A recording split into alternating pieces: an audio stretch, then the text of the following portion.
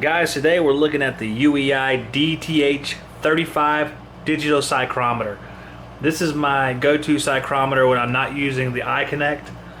And you can use this psychrometer for a number of activities, one of which I think we're going to talk about coming up soon.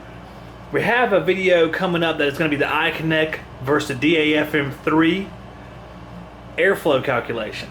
But I think we'll also do iConnect versus maybe UEI, we should say UEI, on a calculation of BTU output. And we'll see why that this UEI device will go along with that. Let's take a closer look. We're looking at a device length of about 9 1/4, 9.5 inches total. There's a cap on here that's in my toolbox somewhere that I can't find, but there's a screw type cap. And you can see that it screws into these threads here and covers up the sensor on the end.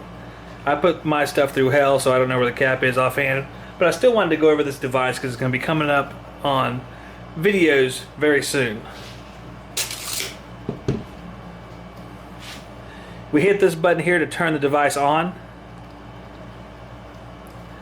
The display is a nice, very large display. Let's take a closer look at the display and we can see what kind of information we get. We hit the button again, turn it off, turn it back on. There's a blue backlight that stays on for a few seconds.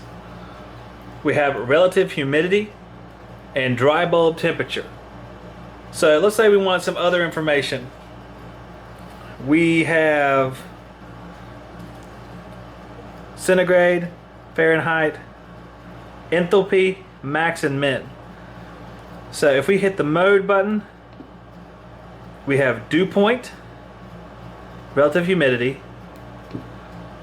wet bulb, and we still have relative humidity, and back to dry bulb.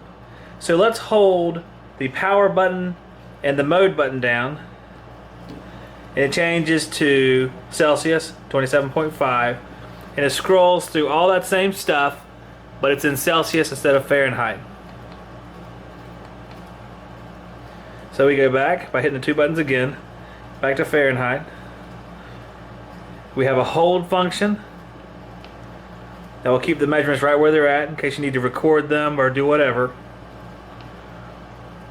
We have the max and the min if we hold this. Maximum. See if I hit them both at the same time. Minimum. And back to our ever-changing numbers. So one of the device features that I think is really good is the enthalpy. And that's one of the reasons why I wanted to show this device. Because when we do a BTU calculation, we're going to need that change in enthalpy from return to supply, which we can get with this device very easily, and combine it with the DAFM3 to get our CFM, and we can easily get our BTU output. Now, unlike the iConnect, this is going to be for just a moment in time. It's not going to be dynamic. It's just going to be a static measurement at one point in time, but still, the difference between having this measurement and not doing it at all is a world of difference. So let's hit the hold and mode button. And we have our enthalpy. BTUs per pound dry air, 32.5. It's changing a little bit now, and we can see, let's see the enthalpy change as we hold on to the end of it. Quite a bit as my hand covers it up. We have a whole bunch of humidity and heat. So very cool device.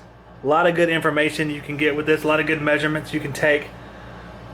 Let's take a look at the sensor on the end. We flip it over. It does unscrew. We have our sensor there on the end of it. As you can see, it's protected by this housing and by the cap that screws over it. Slide it back over. This device, I have a link to it on workingjoes.com. and a link to where you can find it if you wanted to purchase it. So I will put that link up. But good device overall. Relatively durable. I haven't broken off the end of it. I do misplace the cap from time to time, like today. But the probe part of it, although it's long, slender, and plastic, it has held up so far. If I had to pick a most concerning part of the tool, it's going to be the durability of the probe. because I can see this getting snapped off or broken in a grill, or stepping on it and breaking it or something like that. So, but I think it's superior to things like the field piece pen style psychrometer. Field piece seems like it's not built quite as well, even though it's similar building materials, plastic. This seems like it's going to hold up a little bit better, and it has a little bit better as far as it gives you enthalpy as well. So that is the DTH35 digital psychrometer from UEI.